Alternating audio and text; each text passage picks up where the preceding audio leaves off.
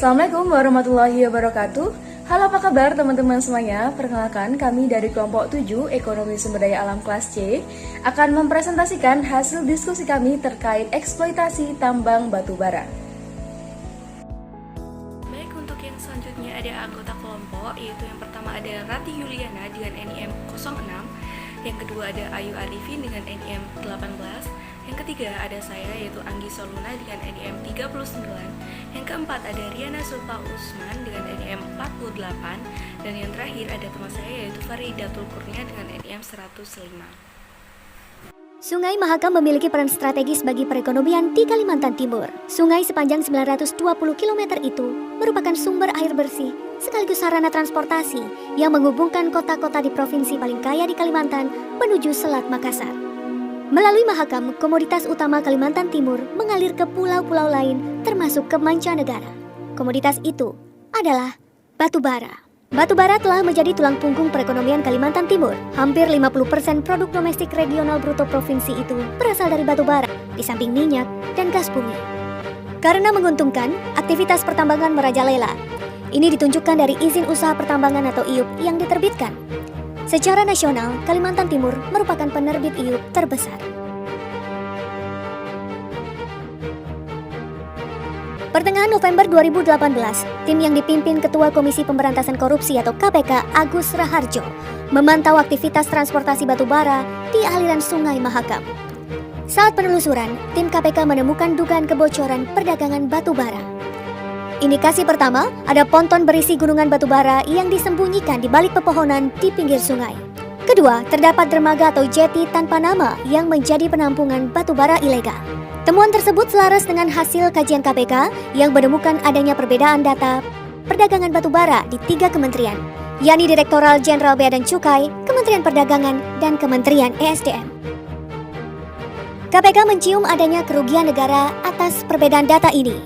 Berapa yang diambil, berapa yang diekspor, berapa nilai jual yang diekspor, itu semua berhubungan dengan berapa pajak yang dia harus bayar, berapa royalti yang dia harus bayar, berapa misalnya dana pasca operasi tambang yang harus dia bayar, itu semuanya berhubungan. Jadi ketidaksinkronan data ini memiliki potensi yang sangat besar yang menimbulkan kerugian negara. Indonesia Corruption Watch atau ICW juga melakukan riset perbandingan data ekspor batubara periode 2006 hingga 2016. ICW menemukan dugaan ekspor yang tidak dilaporkan sehingga berpotensi merugikan negara sekitar 133,6 triliun rupiah. Ketidaksinkronan data perdagangan dan hasil temuan di lapangan mendorong KPK mensupervisi pengawasan perdagangan batubara di tanah air. Provinsi Kalimantan Timur menjadi percontohan pengawasan. Paling banyak konsesi batu bara yang ada di Kalimantan Timur. Tidak hanya pertambangan resmi, aktivitas tambang ilegal juga marak terjadi. Kita mendapatkan laporan masyarakat bahwa banyak sekali kegiatan-kegiatan tambang yang ilegal. Bahkan banyak sekali tambang yang tidak melalui pintu bea cukai. Jadi sehingga orang bisa pergi melalui anak sungai, melalui yang tanpa melalui kontrol. Karena itu kan kita kehilangan banyak. Kita kehilangan uang yang sangat banyak karena karena banyak yang ilegal dan tidak terlaporkan dengan baik. Kalaupun itu terlaporkan, mungkin yang dilaporkan berbeda dengan yang jumlah yang sebenarnya. Beragam modus penambangan ilegal terjadi di Kalimantan Timur. Di antaranya menggunakan izin perumahan. Para penambang berpura-pura melakukan pematangan lahan atau land clearing untuk menggeruk batu bara. Selain itu, penambang menggarap lahan penduduk yang lokasinya dekat dengan tambang ilegal. Biasanya, ini dilakukan dengan menggunakan sistem sewa atau bagi hasil. Para penambang ilegal bukan hanya diam-diam menghilangkan potensi keuangan negara, tapi juga membahayakan lingkungan sekitar. Mereka meninggalkan lubang bekas tambang. Pada Minggu 4 November 2018, Ari Wahyu Utomo, remaja usia 13 tahun tewas saat berenang di bekas galian tambang ilegal di Rapak Lambur, Kutai Kartanegara. Ari Wahyu merupakan satu dari 32 korban meninggal akibat lubang tambang di bumi Etam. Pemerintah perlu membuat kebijakan dan pengawasan yang lebih ketat sehingga pertambangan batu bara bisa mendatangkan manfaat yang optimal bagi penerimaan negara dan kemakmuran bagi masyarakat luas. selanjutnya adalah materi yang akan kita bahas pada kesempatan kali ini, yaitu yang pertama ada identifikasi masalah mengenai eksploitasi batubara dari video yang kita ambil, kemudian ada solusi permasalahan tersebut, dan kemudian ada peran stakeholder. Baik, untuk yang selanjutnya yaitu identifikasi masalah. Pada November tahun 2018, tim yang dipimpin oleh Komisi Pemberantasan Korupsi atau KPK, Agus Raharjo memantau aktivitas transportasi batubara di aliran Sungai Mahakam. Pada saat penelusuran, tim KPK menemukan dugaan kebocoran perdagangan batubara. Indikasi yang pertama yaitu ada ponton berisi gulungan batubara yang disembunyikan di balik pepohonan di pinggir sungai. Dan yang kedua yaitu terdapat dermaga yang menjadi penampungan batubara ilegal. Dan temuan tersebut selaras dengan hasil kajian KPK yang menemukan adanya perbedaan data perdagangan batubara di 3 kementerian, yaitu Direktorat Jenderal Bea dan Cukai, Kementerian Perdagangan, dan Kementerian SDM. Baik, solusi yang kami berikan terhadap permasalahan yang ada sebelumnya ialah yang pertama, peraturan dari gubernur yang harus memberikan ketegasan terhadap peraturan pada eksploitasi batubara. Kemudian yang kedua ialah pembentukan tim terpadu oleh pemerintah kota. Nah, hal ini itu sejalan dengan apa yang pernah dilakukan oleh pemerintah Kota Balikpapan, yaitu dalam pembentukan tim terpadu demi memperkuat wilayah perbatasan. Kemudian yang kedua ialah penambahan fasilitas pengamanan. Nah, hal ini dilakukan untuk memperluas area pengawasan dan demi kegiatan penambangan ini yang kerap kali ilegal itu mendapatkan pengawasan dari pemerintah. Baik, untuk selanjutnya terkait peran stakeholder pada pemerintah dan masyarakat.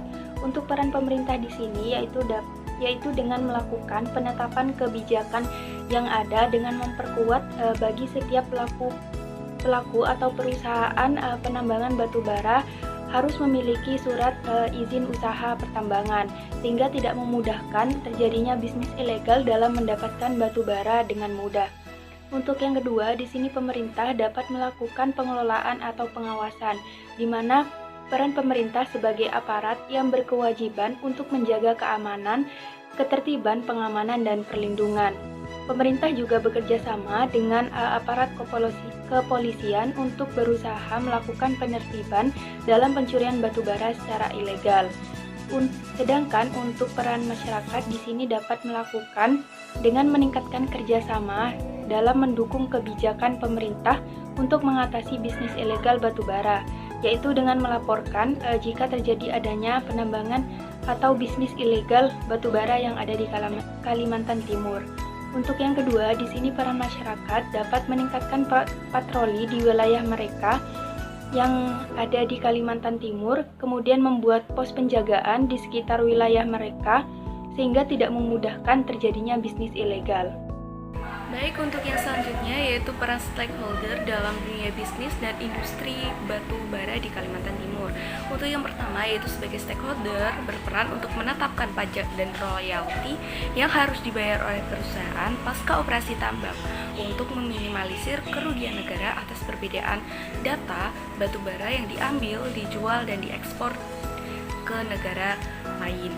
Oke, yang kedua ada berperan dalam memberikan suatu peraturan dalam berbisnis seperti halnya pengelolaan penjualan batu bara agar tidak mudah untuk disalahgunakan oleh pihak yang tidak bertanggung jawab. Yang ketiga ada memberikan kebijakan dalam mempermudah surat perizinan bisnis sehingga bisnis pertambangan batu bara bisa tercatat legalitasnya dengan bekerja sama dengan pemerintah.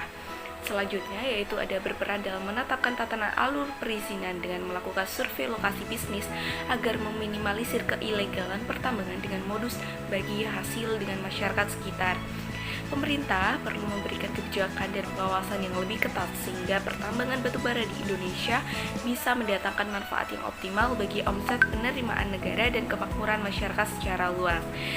Untuk peran perguruan tinggi yaitu sebagai biasanya lebih identik ke pengabdian, yaitu memberikan pengarahan atau penyuluhan kepada masyarakat untuk menambah pengetahuan akan pentingnya pertambangan legal dalam rangka pengabdian tersebut. Baik, berikutnya adalah peran dari NGO. NGO atau Non-Governmental Organization adalah suatu kelompok atau organisasi yang berinteraksi secara formal dan bersifat no profit, no radical, dan no government.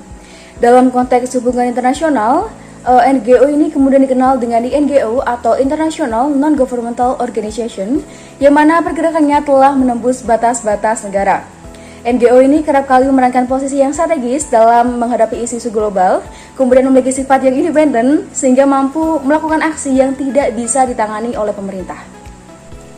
Adapun beberapa peran yang dimiliki oleh NGO dalam mengatasi permasalahan tambang batubara.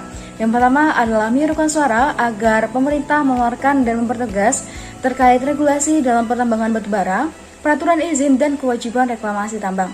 Kemudian yang kedua adalah mendesak pemerintah untuk mengganti sumber daya batubara ke sumber daya yang terbarukan. Nah, di sini diketahui bahwa batubara mendominasi sebesar 48% dari total bauran energi, yang mana membuktikan bahwa arah pembangunan energi masih membela kepada kepentingan korporasi tambang batubara. Nah, sementara energi terbarukan yang memiliki potensi besar seperti surya dan angin terus saja disia-siakan dan hanya mendapat porsi kecil dari tahun ke tahunnya. Kemudian yang ketiga adalah environmental diplomacy atau diplomasi lingkungan. Nah, diplomasi lingkungan ini dapat dipecahkan menjadi dua kategori umum. Yang pertama adalah konvensi untuk mengatur penggunaan sumber daya alam. Kemudian yang Yang pertama adalah Yang ketiga adalah environmental diplomasi atau diplomasi lingkungan. Nah, diplomasi lingkungan ini dapat dipecahkan menjadi dua kategori umum. Yang pertama adalah konvensi untuk mengatur penggunaan sumber daya alam, dan yang kedua adalah konvensi untuk mengatur polusi.